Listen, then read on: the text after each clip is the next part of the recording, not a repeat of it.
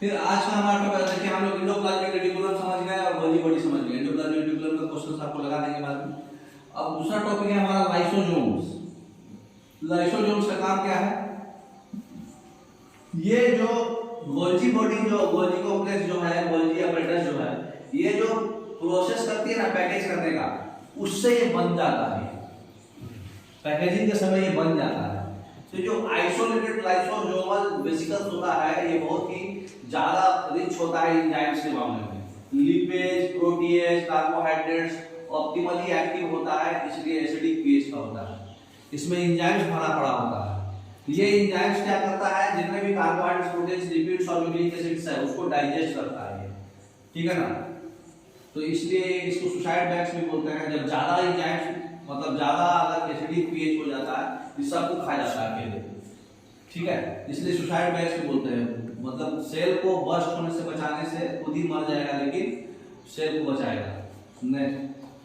तो हाइड्रोलेज एक class of enzymes है जो बायोकेमिकल कैटलिस्ट का काम करता है, जो पानी को यूज करके केमिकल बॉन्ड को ब्रेक कर देगा और उससे क्या है, बड़े बड़े मॉलिक्यूल्स को छोटे छोटे मॉलिक्यूल्स में तोड़ देगा। ठीक है, उसके बाद जो है बड़े बड़े मॉलिक्यूल्स को छोटे छोटे मॉलिक्यूल्स में तोड़ दिया पानी को यूज करके, केमिकल बॉन्ड यूज करके। ये कौन सा? हाइड्रोलेज।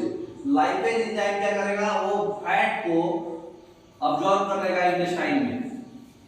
लाइपेज एंजाइम जो भी फैट है उसको पचाने का काम कौन करता है? लाइपेज। वो क्या करेगा? इंटेस्टाइन में अब्सॉर्ब करा देगा।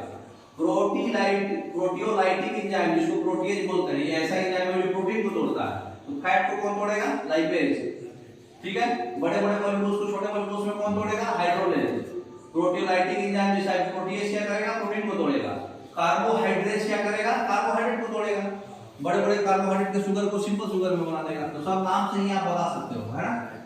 नहीं, लाइपेज फैट को करेगा ना। हाँ, लाइपेज फैट को तोड़ेगा, इंटेस्टाइन में ऑब्जर्व करता है। तो लाइसोसोम्स क्या कर रहा है? Enzyme packed rappelling walls of the cell करते हैं इसको। इसमें एंजाइम से एंजाइम भरा हुआ है, समझ गए? अब सुसाइडल बैग्स भी बोलते हैं लाइसोसोम को, क्योंकि अगर बहुत ज्यादा एसिडिक पीएच हो गया आपका तो खुद ही सुसाइड होकर के सबको डाइजेस्ट कर देगा, लेकिन सेल को नहीं मरने देगा। अब है हमारा वैक्यूल्स। वैक्यूल्स क्या करता है? वैक्यूल्स जो है मेम्ब्रेन बाउंड स्पेस होता है, साइटोप्लाज्म में पाया जाता है। इसमें पानी होता है, सैक होता है और स्क्लेटरी प्रोडक्ट और मटेरियल्स होता है जो हमारी सेल्स के लिए यूजफुल नहीं है। ये सिर्फ और सिर्फ क्या करता है? ये सिंगल मेम्ब्रेन से ये भी बाउंडेड है, जिसको बोलते हैं क्लोरोप्लास्ट। सब जितना भी अभी आप चारों पढ़े सब सिंगल मेम्ब्रेन से ही बाउंडेड है। तो सिंगल मेम्ब्रेन से बाउंडेड है, इसको क्लोरोप्लास्ट बोलते हैं। प्लांट सेल्स में वैक्यूल्स जो है करीब 90% वॉल्यूम रहता है, इसलिए न्यूक्लियस थोड़ा सा सेंटर में नहीं रहता प्लांट सेल में। प्लांट सेल में वैक्यूल्स भर जाता है 90%, तो न्यूक्लियस थोड़ा सा शिफ्ट हो जाता है प्लांट सेल में, लेकिन एनिमल सेल में छोटा होता है। ठीक है, तो मेम्ब्रेन बॉन्ड स्पेस है जो साइटोप्लाज्म में पाया जाता है। इसमें पानी होता है, सैक होता है, स्क्लेटरी प्रोडक्ट होता है और जो मटेरियल यूजफुल नहीं है सेल्स के लिए, वो सब मतलब स्टोरेज के लिए है, कचरा स्टोर करता है ना। प्लांट सेल में बड़ा होता है। प्लांट्स में क्लोरोप्लास्ट जो है काम क्या करता है? वो नंबर ऑफ आयंस और जितने भी मटेरियल्स है उसको ट्रांसपोर्ट करता है कंसंट्रेशन ग्रेडियंट के अगेंस्ट, मतलब जाने को उसको एनर्जी लगी। हाँ, लो से हाई जाना पड़ेगा। कंसंट्रेशन ग्रेडियंट के अगेंस्ट मतलब क्या हुआ? हाई से लो नहीं, लो से हाई जाएगा। वो लो कंसंट्रेशन से हाई कंसंट्रेशन जाएगा। वैक्यूल्स में जितना भी आयंस और मटेरियल्स है वो कौन ट्रांसपोर्ट कराएगा? क्लोरोप्लास्ट, है ना। इसलिए उनका कंसंट्रेशन जो है वैक्यूल में ज्यादा होता है, साइटोप्लाज्म में कम होता है, क्योंकि वो साइटोप्लाज्म से वैक्यूल में लेके जाता है। अच्छा, तो साइटोप्लाज्म से वैक्यूल में लेके कौन जाता है? क्लोरोप्लास्ट। इसका मतलब कि वैक्यूल का कंसंट्रेशन क्या है? हाई, और साइटोप्लाज्म का लो। लो से हाई अगेंस्ट ले जा रहा है वो। अच्छा, नॉर्मली तो हाई से लो जाता है ना, ये अगेंस्ट जा रहा है, इसका मतलब लो से हाई। तो साइटोप्लाज्म का कंसंट्रेशन लो है, वैक्यूल का कंसंट्रेशन हाई है। साइटोप्लाज्म से वैक्यूल कौन लेके जा रहा है? क्लोरोप्लास्ट। ठीक है, जितने भी आयंस वगैरह है वो सब। ठीक है, in amoeba the contractile vacuole is important. Amoeba में एक वैक्यूल होता है जिसका नाम होता है कॉन्ट्रैक्टाइल वैक्यूल। क्या करता है? ऑस्मो रेगुलेशन करना और एक्सक्रीशन करता है। एक्सक्रीशन मतलब क्या होता है? एक्स्ट्रा प्रोडक्ट मतलब वेस्ट को रिमूव करना, है ना, प्यूरिफाई करना। और ऑस्मो रेगुलेशन मतलब ऑस्मोटिक प्रेशर को मेंटेन रखना, ऑस्मोटिक प्रेशर बैलेंस रखना। तो ये दोनों काम कौन करता है? कॉन्ट्रैक्टाइल वैक्यूल अमोइबा में। मेनी सेल्स में जैसे प्रोटिस्टा इस समय फूड वैक्यूल्स बनता है, वो फूड को इंगल्फ करने के लिए यूज किया जाता है, खाने के लिए। तो प्रोटिस्टा में भी फूड वैक्यूल होता है। तो वैक्यूल अमोeba और प्रोटिस्टा में अलग होता है, उसका अलग काम है ना। नेक्स्ट, अब हमारा टॉपिक है राइबोसोम्स। अब एक बार पढ़ लेते हैं तो फिर पूरा क्वेश्चन लगाएंगे, है ना। राइबोसोम्स क्या है? तो राइबोसोम्स जो है ये जॉर्ज बेलाट ने खोज किए थे 1953 में। क्या करता है ये? प्रोटीन सिंथेसाइज करता है। इसमें क्या होता है? राइबोन्यूक्लिक एसिड होता है। राइबोसोम में आरएनए होता है और प्रोटीन होता है, जो किसी भी मेम्ब्रेन के द्वारा सराउंडेड नहीं होता है। ये किसी भी मेम्ब्रेन के द्वारा सराउंडेड नहीं होता है। गोल्गी बॉडी, एंडोप्लाज्मिक रेटिकुलम और फूड वैक्यूल्स, ये लाइसोसोम्स, ये सब में एक एक मेम्ब्रेन था, सराउंडेड बाय वन मेम्ब्रेन। लेकिन राइबोसोम्स किसी भी मेम्ब्रेन के द्वारा सराउंडेड नहीं होता है, याद रखिएगा। इसमें आरएनए होता है, मैसेंजर आरएनए ज्यादा होता है, और प्रोटीन होता है, ठीक है। तो यूकैरियोटिक राइबोसोम जो होता है 80s होता है, प्रोकैरियोटिक होता है 70s। ऑलरेडी पढ़ चुके हो आप। प्रत्येक राइबोसोम में दो कंपोनेंट होता है, लार्जर और स्मॉलर, है ना। दो सबयूनिट होता है 80s वाले का भी और 70s वाले का। 80s का सबयूनिट होता है 60s 40s और 70s का होता है 50s 30s, ठीक है। तो याद रखिएगा 50 30 70s का होता है, 80 का होता है 60 40, ठीक है ना। तो S क्या है? S बोले तो एस्वेट्सबर्ग यूनिट। इसका मतलब होता है सेडिमेंटेशन कोएफिशिएंट है ये, मतलब ये डेंसिटी और साइज नापता है इनडायरेक्टली। ये सेडिमेंटेशन कोएफिशिएंट कहलाता है और ये डेंसिटी और साइज नापता है आपका, ठीक है। नेक्स्ट, तो राइबोसोम्स का स्ट्रक्चर दिखाया हुआ है आपको, प्रोटीन बना रहा है ये। नेक्स्ट देखिए, अब है हमारा माइटोकॉन्ड्रिया। इसको थोड़ा सा, तो अब हमारा सेल ऑर्गेन्स कौन सा बच रहा है? माइटोकॉन्ड्रिया। माइटोकॉन्ड्रिया देखिए ऐसा स्ट्रक्चर होता है, इसका आउटर मेम्ब्रेन येलो कलर वाला है और बाकी अंदर का है। देखिए इसमें क्या क्या होता है।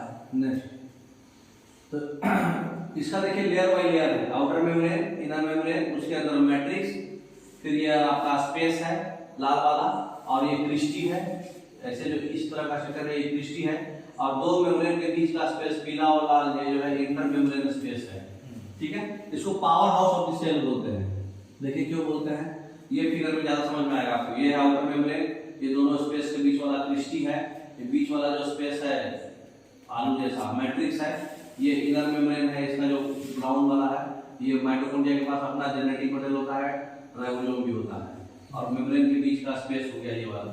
तो इंटर मेम्ब्रेन स्पेस भी होता है, राइबोसोम भी होता है, अपना डीएनए भी होता है इनका।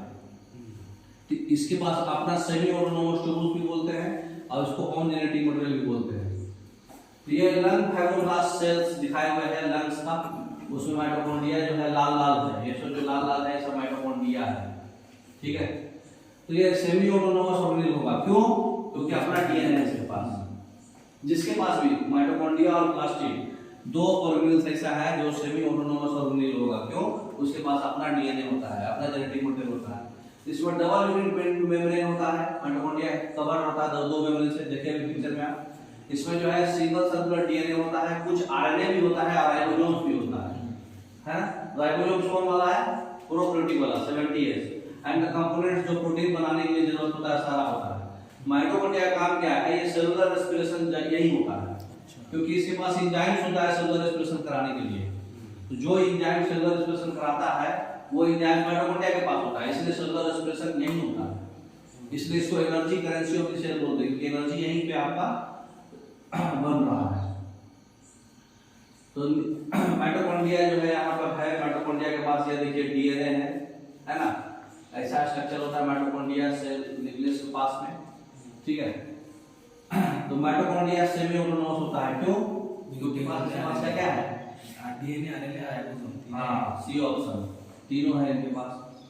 Next, cristae mitochondria is important because cristae क्या करता है?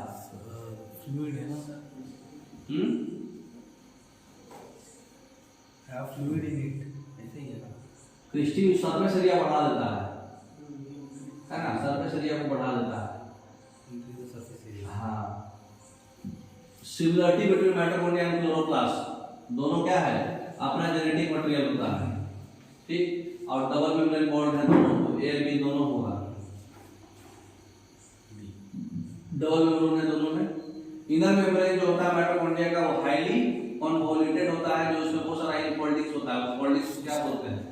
स्पीशीज, है ना। माइटोकॉन्ड्रिया और क्लोरोप्लास्ट जो होता है सेमी ऑटोनोमस होता है, सही बात है। They contain DNA but lack protein machinery, नहीं, गलत है। ए ट्रू है, बी फॉल्स है, क्योंकि प्रोटीन मशीन तो है उनके पास, आरएनए है ना।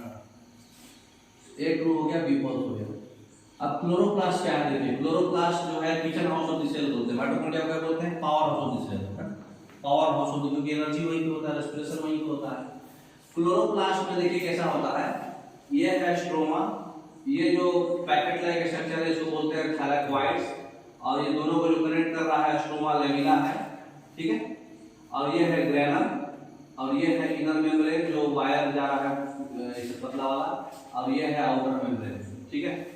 देखिए सबके बारे में, माइटोकॉन्ड्रिया और क्लोरोप्लास्ट जो है मतलब शुरुआत किया था बैक्टीरिया से, और बाद में बड़े बड़े सेल्स से इंडो सिम्बायोट थ्योरी के तहत ये बड़े बड़े सेल्स इसको खा जाते हैं, मतलब माइटोकॉन्ड्रिया और क्लोरोप्लास्ट को खा जाते हैं बड़े बड़े सेल्स इंगल्फ करके। ये ऑर्गेन्स आए कहां से, सेकेंड इंडो सिम्बायोटिक इवेंट में एक डिसेंडेंट कंज्यूम हुआ था फोटोसिंथेटिक बैक्टीरिया जो क्लोरोप्लास्ट में पाया गया था, ठीक है। तो सेकेंड इंडो सिम्बायोटिक इवेंट में एक कंज्यूम हुआ था फोटोसिंथेटिक बैक्टीरिया जो फोटोसिंथेसिस करके खाना बनाएगा, वो क्लोरोप्लास्ट में पाया गया था, ठीक है। तो पहले इंडो सिम्बायोटिक इवेंट में एक एंसेस्ट्रल यूकैरियोटिक जो है एरोबिक बैक्टीरिया जो है वो माइटोकॉन्ड्रिया में पाया गया था।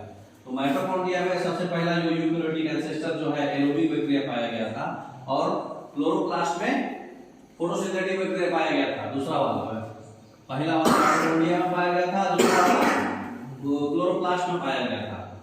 एरोबिक बैक्टीरिया किसमें पाया गया था, माइटोकॉन्ड्रिया में, और फोटोसिंथेटिक बैक्टीरिया किसमें पाया गया था, क्लोरोप्लास्ट में, ठीक है।